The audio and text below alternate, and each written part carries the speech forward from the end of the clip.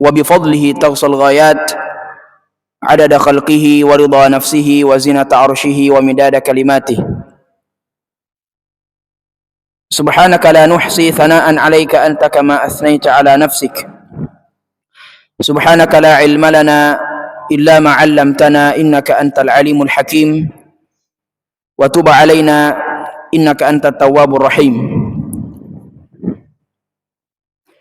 Ya ayyuhalladzina amanu taqullaha haqqa tuqatih wa la tamutunna illa wa antum muslimun. Allahumma la sahla illa ma ja'altahu sahla wa anta taj'alul hazna idza syi'ta sahla.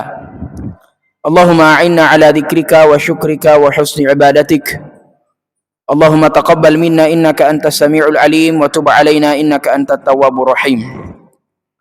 Hadirin jamaah salat maghrib masjid yang kita cintai, Masjid At-Tarbiyah rahimani wa rahimakumullah. Alhamdulillah, dengan waktu yang begitu panjang lama kita tidak bersua di majelis ilmu ini, maka tentunya kita mengambil salah satu firman Allah Subhanahu wa taala di dalam Al-Qur'an. Allah mengatakan fa idza faraghta fansab. Tatkala kita berpindah dari suatu aktivitas dan kita telah selesai dari aktivitas tersebut, fansab, maka kata Allah berpindah ke aktivitas yang lainnya. Antum libur berapa hari? Libur antum berapa pekan? 2 pekan, 14 hari berarti ya. Masya Allah. Dan semoga Allah Subhanahu wa ta'ala menerima amalan-amalan kita semua. Dan Ustadz berhusnuzon kepada antum semua, semoga di waktu liburannya digunakan dengan sesuatu yang bermanfaat, bukan mabar ya, tapi dengan berbakti kepada kedua orang tua. Di kajian-kajian kita sebelumnya telah kita sebutkan beberapa perkara yang mengundang kecintaan Allah Subhanahu wa taala kepada kita. Di antara yang mengundang kecintaan Allah Subhanahu wa taala kepada kita adalah kita berbakti kepada kedua orang tua. Dan mungkin selama liburan ada di antara antum yang tidak pernah ikut kajian. Ada? Atau ada yang pernah ikut kajian selama dia liburan? Di Masjid Darul Hikmah, di Masjid Wihdah, di Masjid Darul Marhamah, Jannatul Firdaus. Subhanallah, tidak ada. Ada yang ikut? Di mana? Di mana? Wihdatul Ummah. Kita kasih hadiah dulu. Barakallahu fiik. Ini liburan dia manfaatkan untuk ke kajian. Ustaz siapa di Wihdah? Halo. Saya menyesal kasih ini. Ustaz siapa yang mengisi? Di hari apa? Sabtu. Oh ya, Sabtu itu Ustaz Yusran. Hafizahullah. Kitab apa dibahas? Tentang apa yang antum ingat? Apa yang Ustaz bahas di kajian? Jangan sampai antum di kajian main HP juga. Ndak ji. Ustaz Yusran Ansar hafizahullah tabaraka wa taala membahas kitab Riyadhus Shalihin. Kalau kita di sini kitab Rahikul Makhtum, ya, kitab Sirah Nabawiyah. Dan tentu setelah liburan yang begitu panjang, kembali antum harus merefresh kembali, mengecas kembali semangat antum untuk hadir di majelis ilmu. Sebenarnya cukup dengan hadis yang selalu kita sebutkan itu memotivasi kita untuk menuntut ilmu. Kata Nabi SAW, "Majtama'a qaumun fi baitin min buyutillah." Tidaklah suatu kaum itu, suatu kelompok itu berkumpul. Berkumpul bukan sendirian, bukan juga menyendiri, bukan juga ke tempat yang lain, tapi dia berkumpul. Ya, berkumpul yatluna kitab Allah. Dia berkumpul bukan hanya sekadar dia berbicara, dia berdiskusi yang tidak ada manfaatnya sama sekali, tapi dia berkumpul liyatluna kitab Allah, untuk membaca ayat-ayat Allah. Karena di kajian kita insyaallah sebentar akan kita sebutkan hadis-hadis, kita akan sebutkan ayat-ayat Allah, kita akan sebutkan firman Allah, mau'izah dari Allah Subhanahu wa taala. Kemudian wa yatadarasunahum bainahum, mereka saling memberikan faedah, mereka saling memberikan pelajaran. Bukan hanya ustadz yang memberikan pelajaran, tapi antum-antum semua para hadirin juga memberikan faedah di antara satu dengan yang lainnya. Majtama'a qaumun fi baitin min buyutillah, tidaklah suatu kaum berkumpul di rumah di antara rumah-rumah Allah, di masjid, bukan di restoran, di masjid, bukan di kafe, di masjid, bukan di rumah.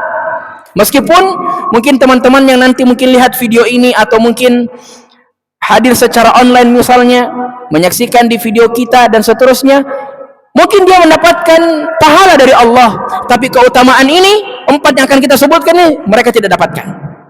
Apa syaratnya untuk mendapatkan ke-4 ini nantinya? Yang pahala dari Allah Subhanahu wa taala, harus hadir di majelis ilmu. Yang pertama, tilawatu kitabillah, membaca firman Allah. Wa yatadarasunahu, ada tadarus, ada ta'alum, ada taraju', ada tahaddus, ada takallum, ada yang memberikan faedah. Bukan hanya ustadz yang memberikan faedah, tapi antum semua yang akan memberikan faedah. Oleh karenanya panitia saya sampaikan, hadiahnya saya akhirkan. Karena kalau kita mau murojaah, pembahasan beberapa bulan yang lalu kayaknya sudah hilang, kecuali yang murojaah baik-baik ya. Tapi kita nahkum bil aglabiyah wala nahkum bil qalilah ya, kita menghukumi sesuatu dengan banyaknya. Karena mungkin banyak yang tidak murojaah, maka kita akan akhirkan hadiahnya dengan materi yang akan kita sebutkan nantinya. Illa nazalat alaihi musakinah, ini pertama, akan diturunkan ketenangan, akan diturunkan al-mahabbah, akan diturunkan as-sa'adah, diturunkan cinta dan diturunkan kebahagiaan. Di mana? Di rumah Allah, di masjid, bukan di kafe. Kenapa Allah tidak menurunkan rahmatnya? Kenapa Allah tidak menurunkan kebahagiaannya? Kenapa Allah tidak menurunkan kecintaannya di tempat yang lain selain di masjid? Coba antum ke kafe. Ke kafe apa? Ada orang ikhtilaf, ada musik misalnya. Pergi ke pasar, ada apa? Ada transaksi yang haram, yang tidak dihalalkan oleh syariat kita. Di rumah antum tidak fokus, ada handphone, ada makanan, maka rahmat, kecintaan, kebahagiaan dari Allah tidak diturunkan di tempat-tempat yang kita sebutkan, melainkan hanya di rumah Allah tabaraka wa taala. Wa ghasyiyatuhumur rahmah wa haffathumul malaikah. Ya, di majelis ilmu, tatkala antum hadir di rumah di antara rumah-rumah Allah untuk menuntut ilmu agama, akan datang malaikat, meskipun malaikatnya kita tidak lihat. Ya. Di dalam hadis yang diriwayatkan oleh At-Tirmidzi dan Abu Dawud, Nabi sallallahu alaihi wasallam bersabda, "Innal malaikata la tad'u ajnihataha ala tullabil ilmi." Sesungguhnya malaikat itu mengempakkan sayap-sayapnya dan hadir di majelis-majelis ilmu. Ya. Apa yang dimaksudkan mengempakkan sayapnya? Keyakinan Ahlus Sunnah wal Jamaah, mereka kita yakini sebagai Ahlus Sunnah wal Jamaah, malaikat punya sayap. Malaikat Jibril punya sayap, yang sayapnya membentang, dan kita tidak bisa tasawur dengan besarnya sayap dari malaikat Jibril alaihi salatu wassalam. Kemudian apa yang dimaksudkan dengan datangnya malaikat tersebut? Tawaqqufu ajnihatiha, ya, alat tayran, mereka berhenti terbang. Kalau mereka melihat ada majelis ilmu yang dilaksanakan dimanapun, yaitu di masjid Allah Subhanahu wa taala, mereka akan singgah. Kenapa mereka singgah? ridhaan wa mahabbatan ilaihim, karena keridhaan atas apa yang kita lakukan sekarang dan kecintaan Allah tabaraka wa taala kepada kita yang hadir di majelis ilmu. Subhanallah, begitu besar pahala kita hadir di majelis ilmu, khususnya di masjid. Maka jadikan program rutin antum, baik liburan ataupun sekolah seperti ini, misalnya di waktu-waktu dawam antum sekolah, ada satu waktu, ada satu malam yang antum harus hadir di majelis ilmu. Ya. Wa haffathumul malaika wa dzakarahumullahu fi man inda. Bahkan disebutkan dalam riwayat yang lain, malaikat itu memanggil temannya, sini, sini, sini. Apa yang kamu cari ada di sini. Itu malaikat mengatakan kepada teman-temannya yang lain, sehingga kamu di majelis ilmu, apa yang kamu cari ada di sini. Itulah keutamaan dan kelezatan orang yang hadir di majelis ilmu, khususnya di rumah, di antara rumah-rumah Allah Subhanahu wa taala. Wa dzakarahumullahu fi man indah. Kemudian nama-nama kita akan disebutkan di hadapan Allah Azza wa Jal. Antum mungkin akan bahagia tatkala nama antum disebutkan oleh orang-orang penting, orang-orang terkenal, disebutkan sama kepala sekolah, disebutkan sama ustadz-ustadz, disebutkan sama presiden, disebutkan sama gubernur. Betapa bahagianya hati antum. Nama si fulan disebutkan sebagai orang yang terkaya misalnya, dan seterusnya. Bagaimana kalau yang menyebutkan nama antum adalah Allah Azza wa Jal, adalah yang menciptakan antum, yang menciptakan bumi dan langit, yang menciptakan ayah dan ibu antum, dan seterusnya. Maka dari sini kembali untuk kita mengecas semangat kita untuk menuntut ilmu agama. Ya, jangan malas-malas hadir terus. Insyaallah ilmu antum bertambah, karena menuntut ilmu tidak ada batas waktunya. Antum belajar tidak ada batas waktu antum untuk belajar. Ya, SD 6 tahun, SMP SMA 6 tahun, 12 tahun, masuk kuliah S1 5 tahun. Ya, itu semua hanya dunia. Tapi sejatinya penuntut ilmu tidak ada waktu untuk berhenti untuk belajar. Tidak ada waktunya untuk berhenti menelaah kitab, membaca, mengkaji, menulis. Karena ini diantara kebiasaan para ulama. Kemudian kita sudah berada di tahun 2026, tidak ada tahun baru ya. Perayaannya maksud saya. Ada yang bakar kembang api kemarin? Ada yang begadang kemarin? Lihat kembang api?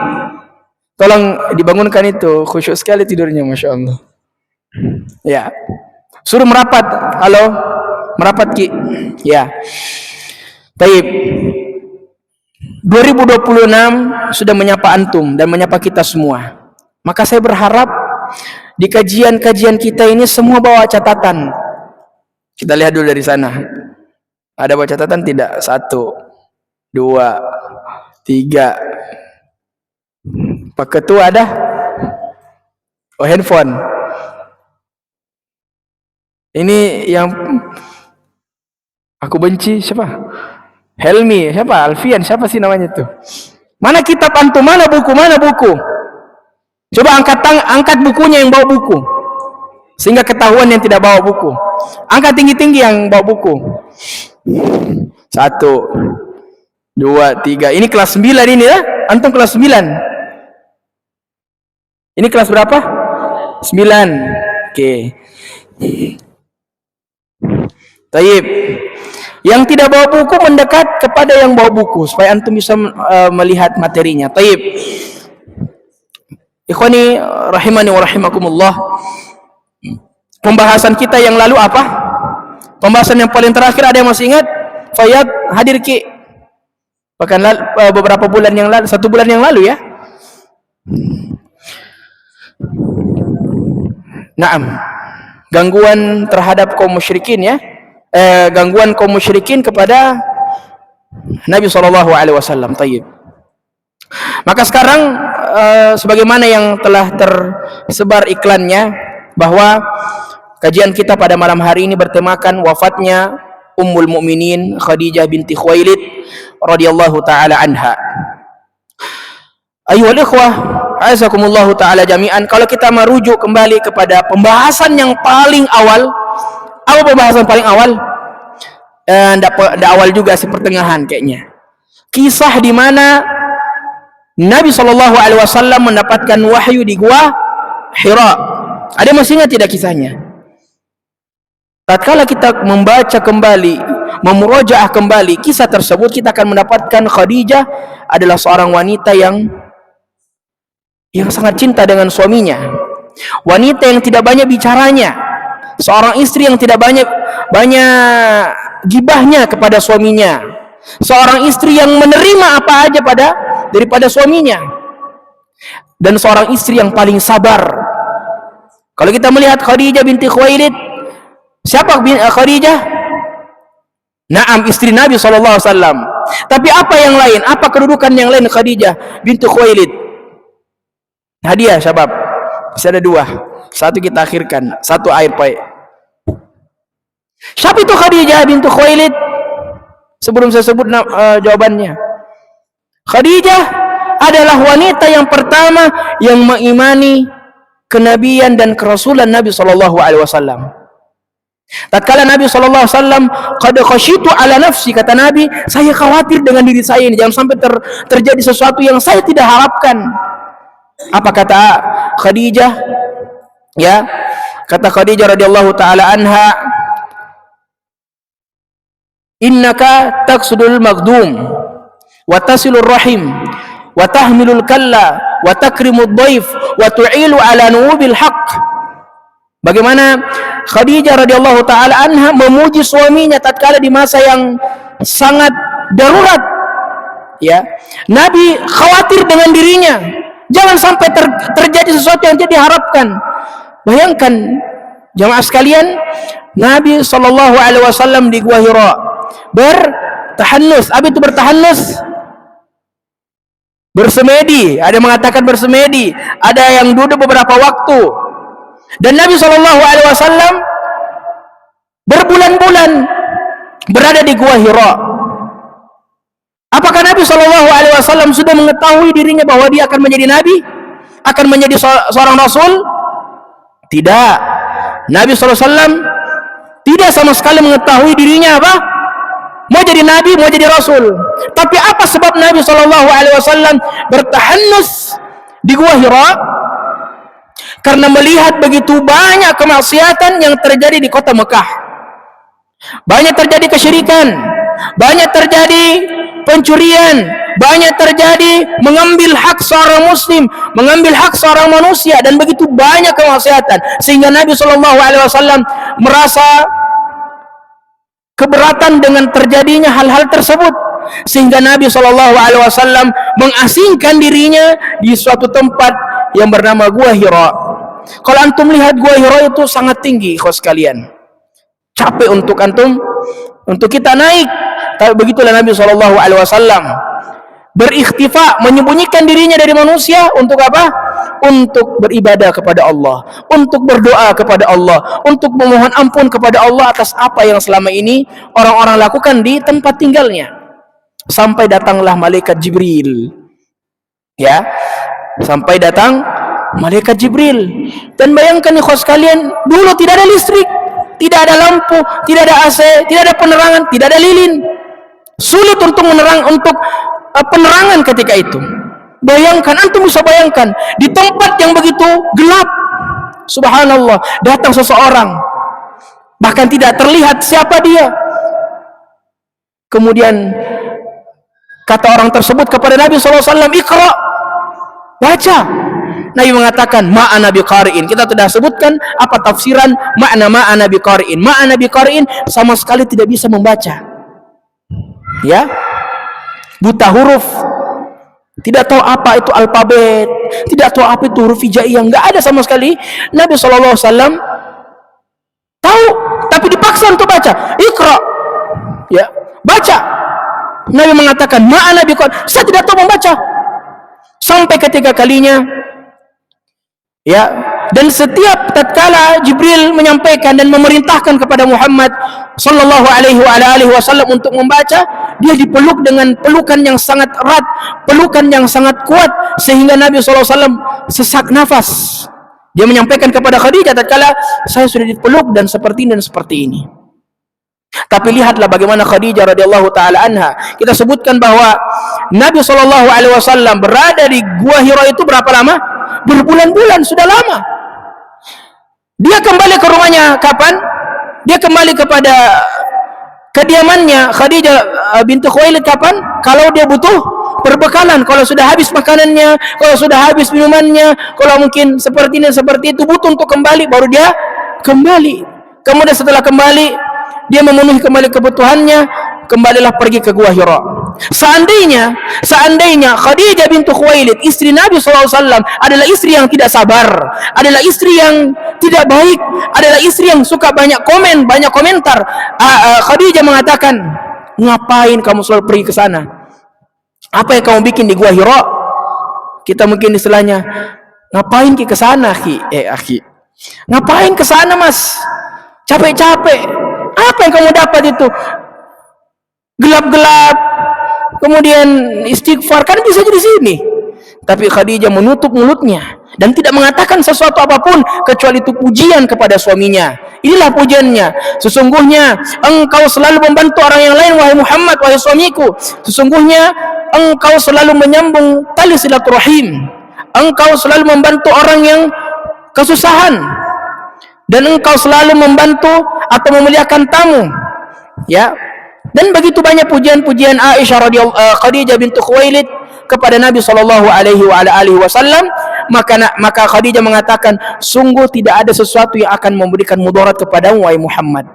Kenapa? Karena Khadijah binti Khuwailid juga sudah merasakan bahwa suaminya ini akan menjadi seseorang yang besar kemudian hari, akan menjadi seorang pemimpin di kemudian hari. Ya. Dan kalau kita lihat Khadijah binti Khuwailid, kapan, di usia berapa beliau menikahi Nabi sallallahu alaihi wasallam? 40 tahun. Sedangkan umur Nabi SAW masih belia, masih remaja, masih dewasa. Ya. Tapi kecintaan Khadijah kapan? Kenapa Khadijah ingin menikahi Muhammad SAW? Kita sudah bahas beberapa bulan yang lalu. Karena Khadijah binti Khuwailid begitu melihat bagaimana kejujuran Nabi sallallahu alaihi wasallam, akhlaknya yang sangat mulia tatkala diberikan amanah. Makanya Nabi SAW diberikan gelar Al-Amin. Tatkala orang kafir Quraisy ingin pergi meninggalkan kota Makkah, maka orang kafir Quraisy menitipkan barang-barangnya kepada Nabi sallallahu alaihi wasallam. Ya, di Baitul Mal, Nabi yang menjaganya. Tatkala orang-orang datang kemudian mengambil kembali barang-barangnya, orang kafir mengatakan sesungguhnya tidak ada barang yang sedikit pun hilang dari apa yang saya titipkan sebelumnya. Ya, maka dari sinilah Nabi sallallahu alaihi wasallam diberikan Al-Amin. Maka dari sini, ya, Khadijah binti Khuwailid memberikan kita arahan, memberikan kita pelajaran bahwa tatkala antum ingin, wahai para jomblo, ya, kalau antum mau cari istri, cari seperti Khadijah, ya, yang penyabar, yang cinta banget sama suaminya, yang sayang sekali sama suaminya. Inilah perempuan yang hakiki, istri yang hakiki seperti ini. Datang suaminya, dia sambut. Makanya dalam kitab Kaifa Tuhibbu Zawjatak, bagaimana caranya kita mencintai seorang istri dan bagaimana seorang istri mencintai seorang suami, meskipun ini belum saatnya, tapi dapat pas sebutkan mimbabil fawaid saja. Ad-dukhulu bil ibtisam wal bishr. Seorang suami tatkala dia datang kepada istrinya harus dengan senyuman, kemudian dengan kabar gembira. Ya, ini disyariatkan dengan salam. Coba antum perhatikan orang tua antum kalau datang, bapak antum pulang dari kerja, apa yang dia lakukan pertama kali? Lapar kak, ada yang makanan? Oh belum ada. Dia marahi lagi. Seharusnya seorang suami itu disebutkan dalam kitab ini memulai dengan senyuman dan memulai dengan kabar gembira. Alhamdulillah hari ini kita dapat rezeki banyak. Alhamdulillah hari ini laku tanah sekian hektar misalnya.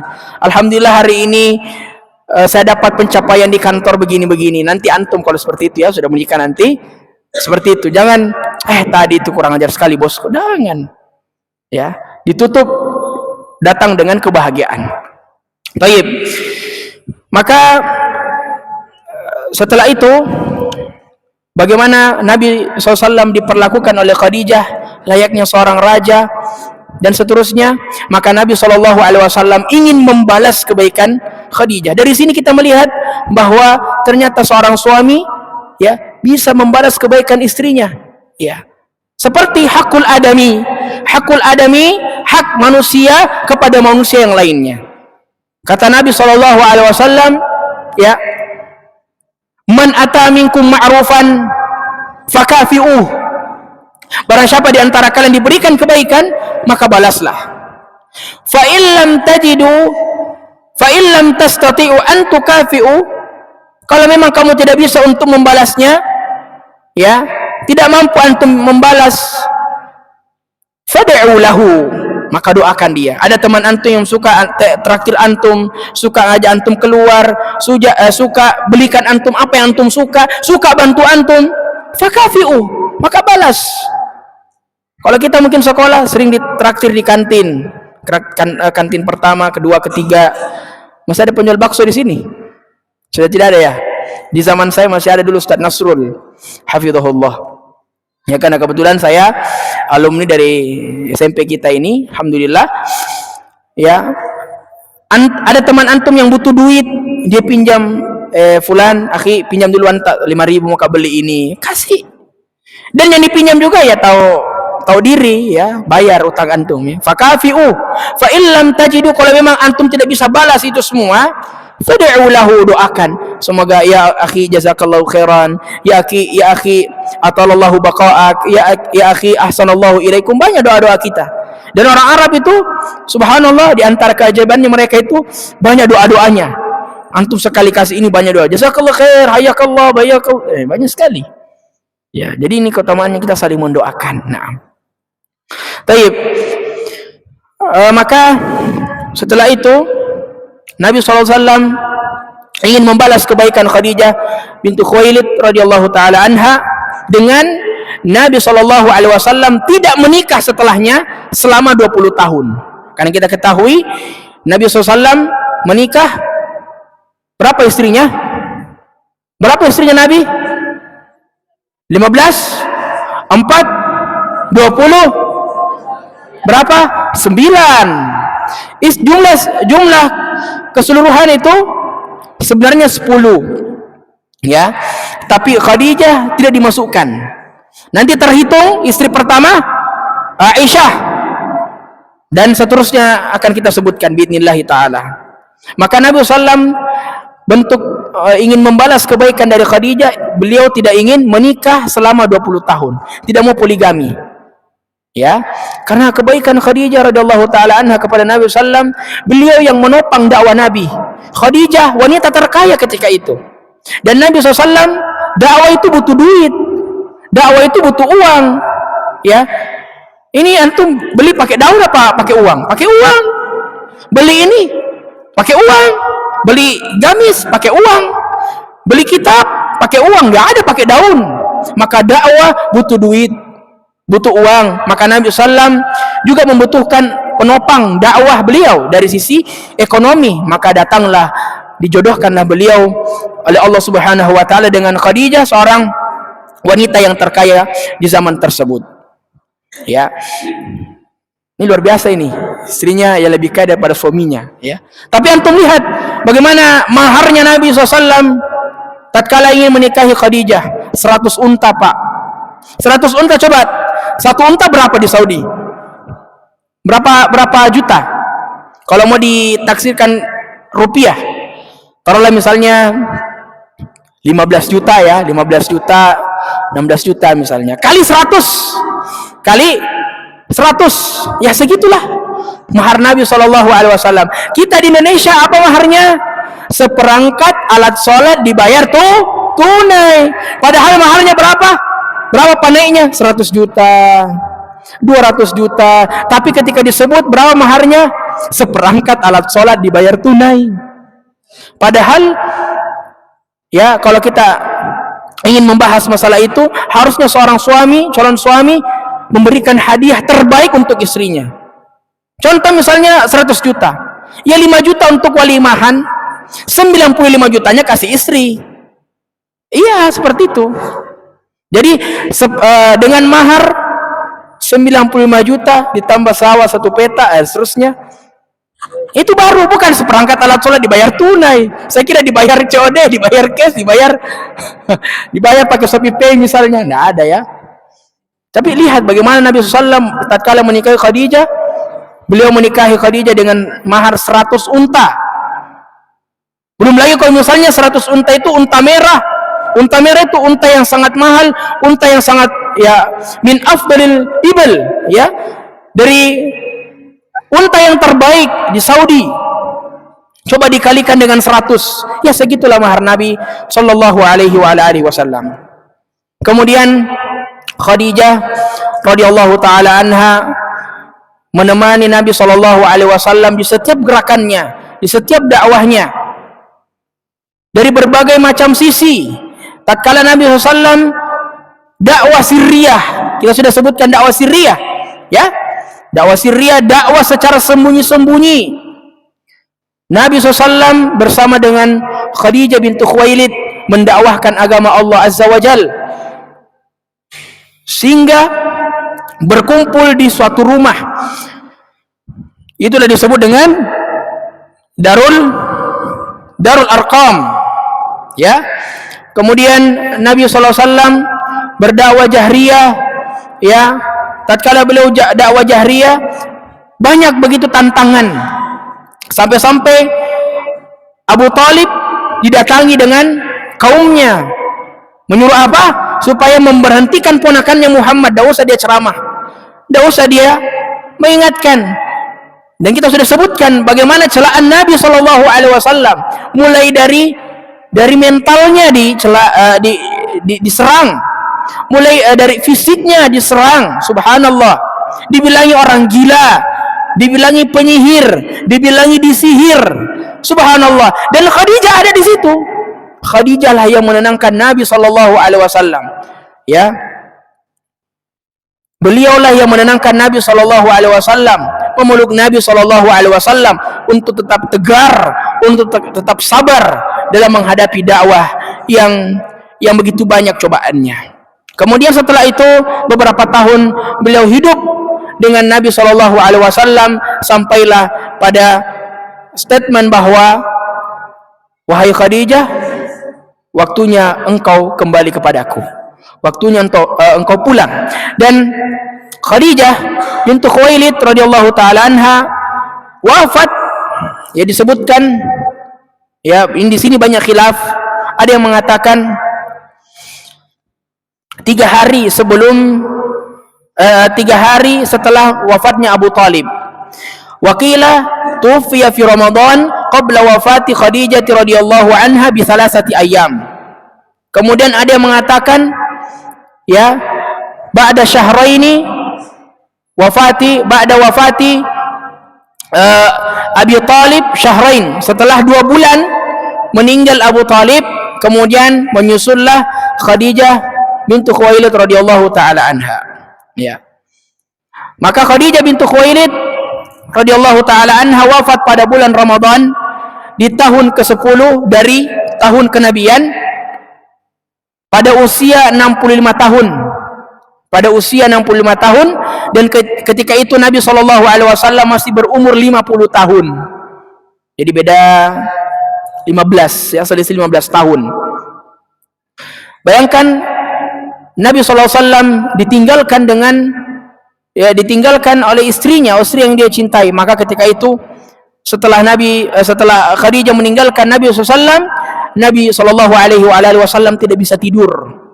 Ya, bayangkan, antum sudah menikah, antum cinta istri antum saya istri antum, kemudian tiba-tiba apa? Wafat. Ada sebuah kisah ya, tentang suami istri yang saling memberikan janji.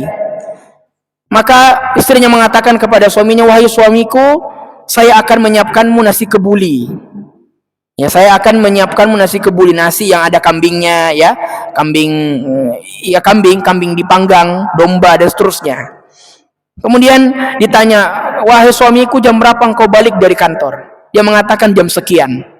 Ya, jam sekian, jam itu saya akan menyiapkanmu nasi kebuli. Kamu datanya, saya tunggu. Saya tidak akan makan sebelum engkau mencicipi pertama nasi kebuli tersebut. Akhirnya suami ini pergi melanjutkan aktivitasnya sampai pada waktu janjian tersebut. Pada waktu janjian tersebut, suami ini ditelepon sama istrinya, kamu di mana? Wahai suamiku, ini nasimu sudah siap. Dia mengatakan, beberapa menit lagi saya akan pulang. Kemudian setelah itu, beberapa menit telah berlalu, ditelepon lagi, kamu di mana? Ini sudah dingin ini, kita istilahnya dingin ini. Ya, di mana Maki? Suaminya mengatakan, iya tunggu, saya sudah jalan ini, jalan. Subhanallah, kita tidak tahu. Inilah bagaimana, ya, kalau ada sesuatu itu upayakan langsung dilakukan, ya. Subhanallah, tatkala suaminya sampai di depan rumahnya, dia sudah mendapati istrinya terbaring dan waliyadu billah, qadarallahu ma syafa'al, ya, telah dipanggil, dimatikan oleh Allah Subhanahu wa taala. Ini seorang suami dan istri saling mencintai, ya, tapi ya begitulah, Allah Subhanahu wa taala lebih mencintai di antara mereka berdua. Baik, maka Khadijah wafat pada tahun ke-10 dari kenabian pada usia 65 tahun, dan ketika itu Nabi sallallahu alaihi wasallam masih berumur 50 tahun. Ya. Maka setelah itu Nabi sallallahu alaihi wasallam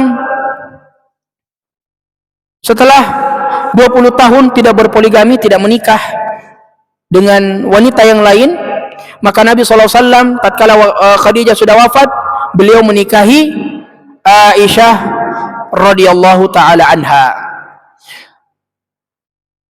Aisyah radhiyallahu taala anha, kata Aisyah radhiyallahu taala anha, tazawwajani Rasulullah sallallahu alaihi wasallam wa ana ibnatun sittun sinina bi Makkah, mutawaffa Khadijah wa dakhala bi ana ibnatun tis'in sinina bil Madinah. Aisyah radhiyallahu taala mengatakan, sesungguhnya Rasulullah SAW menikahiku tatkala aku berusia 5 tahun di Makkah, dan hidup bareng, artinya bersama satu rumah dengan Nabi SAW pada usia 9 tahun.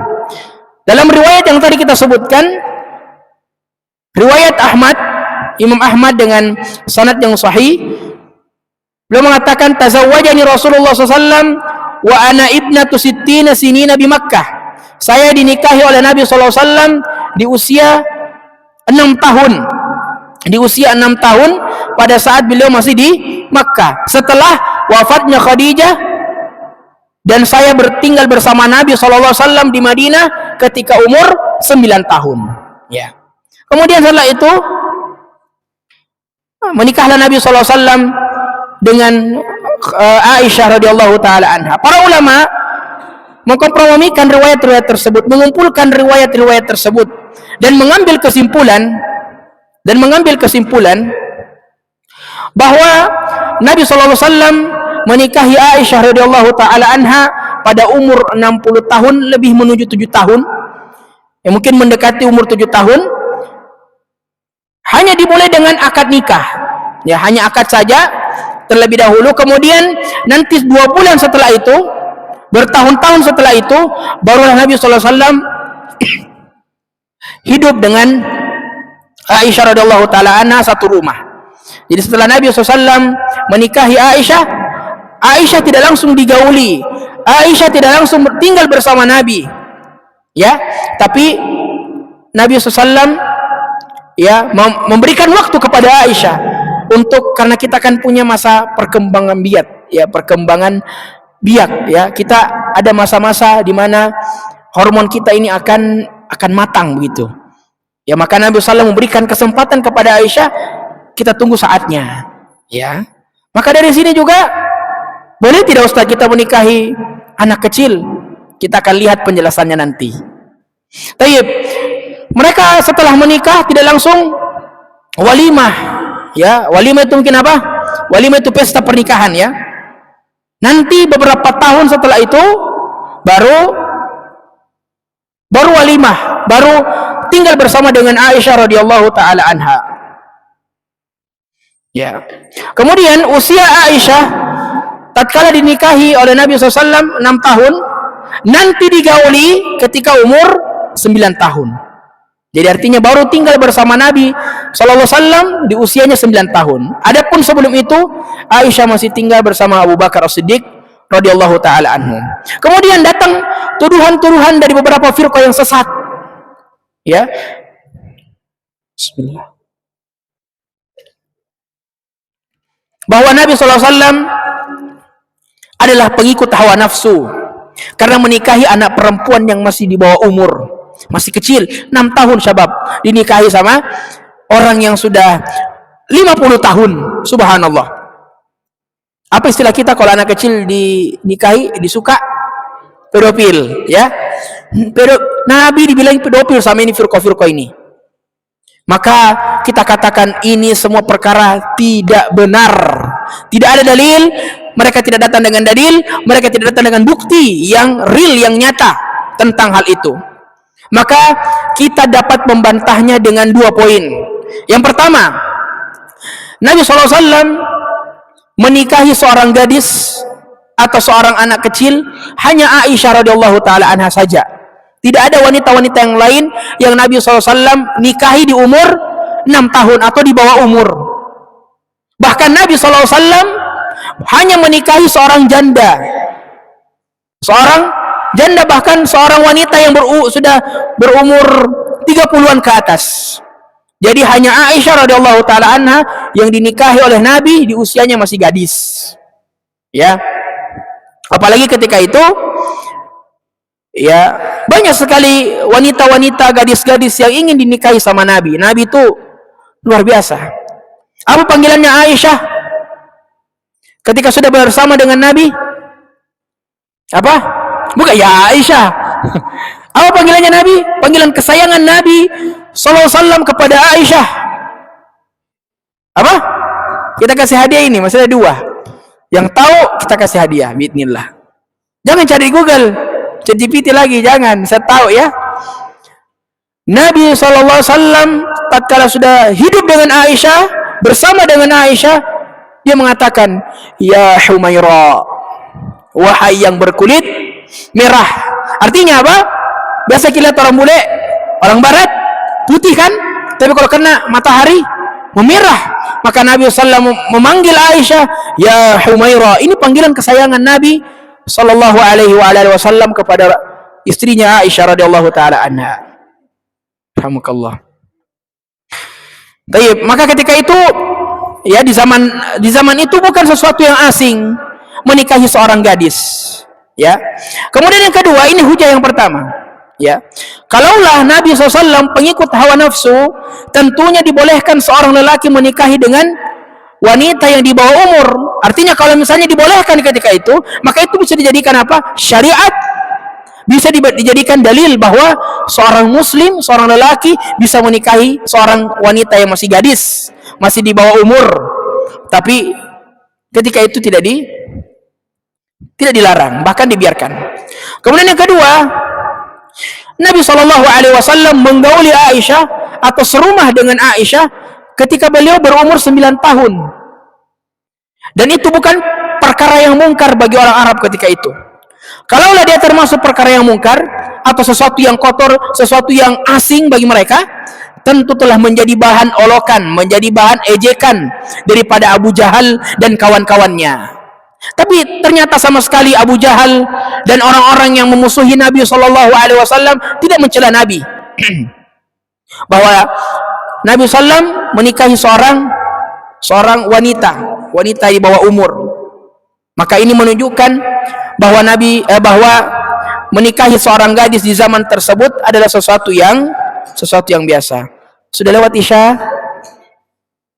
1 menit lagi. 7:30 ya.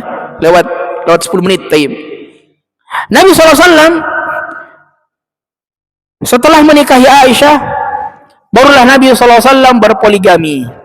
Jadi tatkala bersama dengan Khadijah, Nabi SAW tidak menikahi wanita yang lain sampai ketika Khadijah baru wafat. Ketika Khadijah wafat, barulah Nabi SAW menikahi wanita yang lain.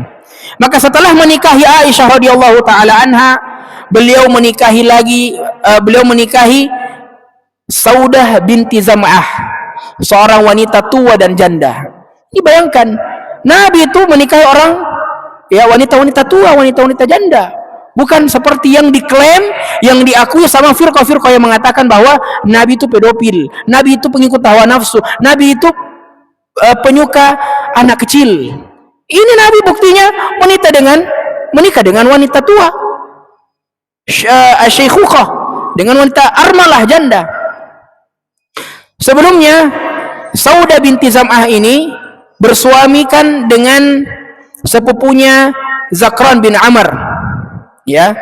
Tapi tatkala Zakran dan Saudah keduanya telah masuk ke dalam Islam, kemudian mereka hijrah ke negeri Habasyah, maka tatkala, ya, dia sudah pergi ke negeri Habasyah, suaminya tadi Zakran bin Amr wafat di kota Mekah. Maka pada akhirnya Saudah menjadi seorang janda dan juga pada akhirnya dinikahi oleh Nabi sallallahu alaihi wasallam. Kemudian setelah itu Nabi sallallahu alaihi wasallam beliau menikahi wanita-wanita yang lainnya sampai berjumlah 9. Maka Aisyah radhiyallahu taala anha adalah istri pertama setelah wafatnya Khadijah bintu Khuwailid. Jadi Khadijah tidak dihitung dari istrinya yang pertamanya Nabi. Nanti dihitung setelah Aisyah radhiyallahu taala. Saya belum mendapatkan riwayat dan penjelasan mengapa Khadijah tidak terhitung di 9 istri Nabi sallallahu alaihi wasallam. Kemudian terakhir, ya, wafatnya Abu Talib, ya. Wafatnya Abu Talib sebenarnya ini di awal, tapi saya akhirkan karena begitu banyak faedah di dalam. Abu Talib kita sudah sebutkan, beliau paman Nabi sallallahu alaihi wasallam, saudara dengan bapaknya Nabi. Siapa bapaknya Nabi? Abdullah bin Abdul Muttalib, ya. Abu Talib adalah kafir, seorang musyrik, ya. Akan tetapi beliau pemuka kafir Quraisy, orang yang terpenting di kaum kafir Quraisy, orang yang paling berani di kaum kafir Quraisy, dituakan dan dibesarkan sehingga orang-orang kafir Quraisy segan dengan Abu Talib. Karena segannya mereka dengan Abu Talib, tidak ada yang berani untuk menyerang Nabi sallallahu alaihi wasallam. Tidak ada yang pernah berani menyerang Nabi sallallahu alaihi wasallam secara langsung, hanya secara apa? Secara mental, dibilang-bilangi. Bahkan kita sebutkan di pertemuan paling terakhir, kalau tidak salah, ya, Abu Talib mendatangi Nabi sallallahu alaihi wasallam. Dia didatangi sama seorang pemuka dari kafir Quraisy juga kepada Abu Talib untuk menyampaikan kepada ponakannya untuk berhenti berdakwah. Kemudian setelah itu ternyata juga tidak berubah sama sekali. Akhirnya apa? Nabi sallallahu alaihi wasallam langsung didatangi dengan dengan orang yang pernah mendatangi Abu Talib itu untuk apa? Menghentikan dakwahnya. Setelah wafat Abu Talib, ya, mati dalam kekafiran, maka begitu banyak terjadi kerusuhan, kekacauan.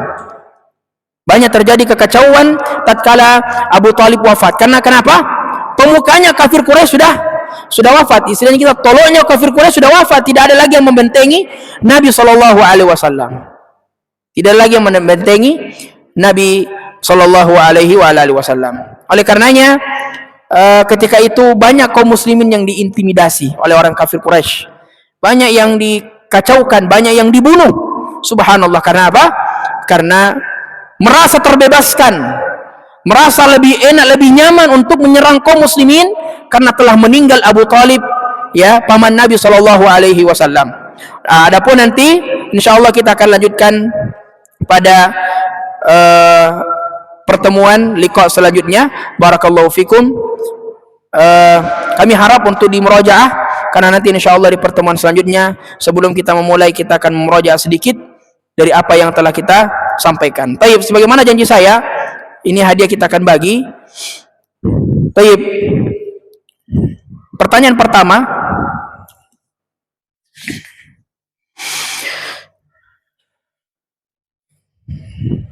Abu Talib wafat sebelum Khadijah. Siapa bisa menyebutkan khilaf para ulama? Ya, ada dua perkataan di situ. Ya, Tayyib silahkan. Siapa nama tak lagi? Irsyad, kelas 9 ya.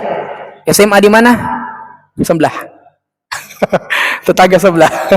Tayyib, apa khilafnya di situ?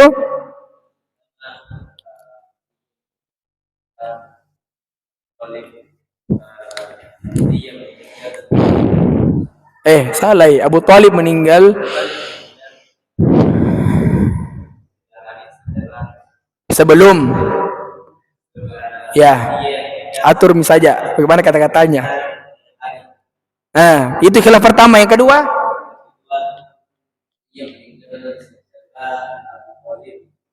wafat selama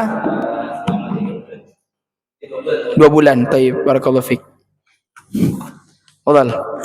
Pertanyaan kedua, siapa bisa menyebutkan di usia berapa Nabi SAW wafat Khadijah?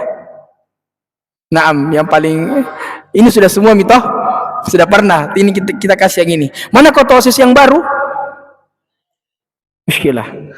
Suruh datang nanti kajiannya. Kotosis harus hadir. Taib. Iya. Siapa namanya? Fakih dari kelas 9A 1 2 3 A1. Taib. Di umur berapa Nabi SAW wafat Khadijah?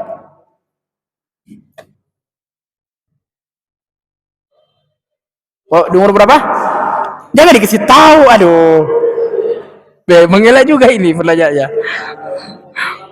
Umur 50.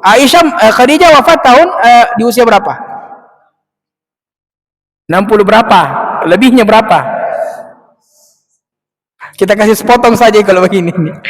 60? 60? Tebak lagi. Fadhalah, 65 tahun. Jadi Khadijah wafat di usia 65 tahun. Di usia Nabi berapa? 50 tahun. Soalnya gampang sekali.